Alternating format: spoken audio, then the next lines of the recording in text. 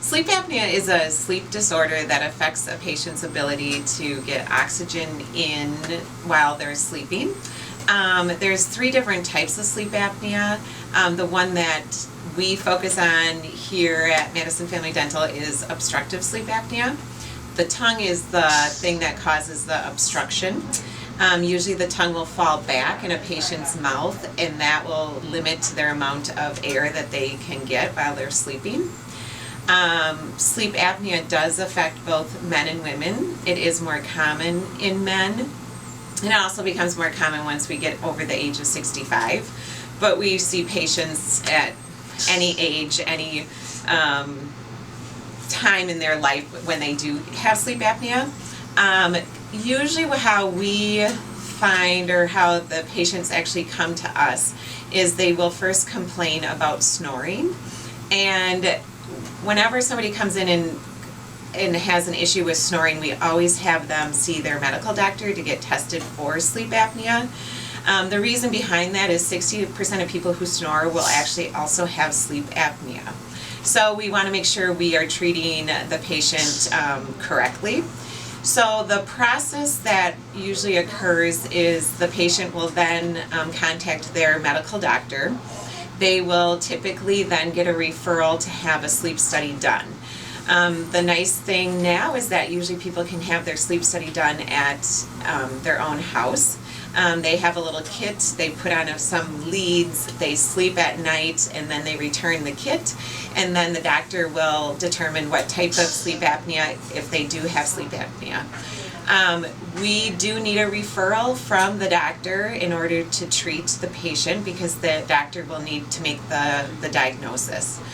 But once the referral and once we know the diagnosis, then we can treat sleep apnea, or if it is just snoring, we actually can treat the snoring part of it too.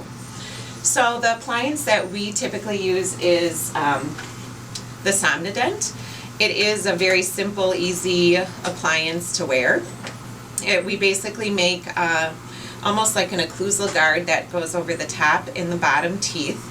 And then there's a little device over here that you slowly turn about twice a week, and it causes the lower jaw to be pushed forward.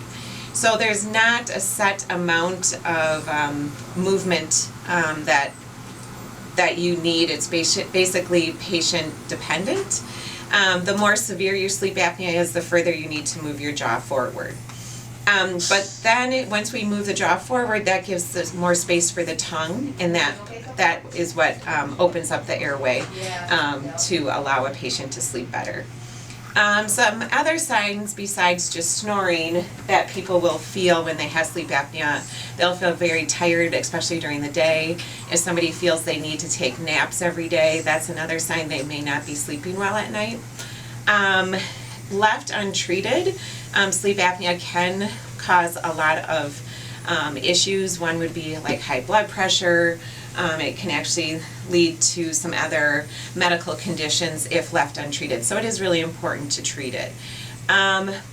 Depending again on the severity of sleep apnea, if somebody has moderate or severe sleep apnea, once we feel the device is working as well as it should be, we then have the patient do another follow-up sleep study with the device in to make sure that they are getting the appropriate amount of oxygen while they're sleeping. I've been doing this for probably close to 12 years now. It is a really rewarding part of my practice just to actually have people come back and just feel so much better, every day of their life. And it's a very simple appliance to wear, and it's very easy to get used to wearing it.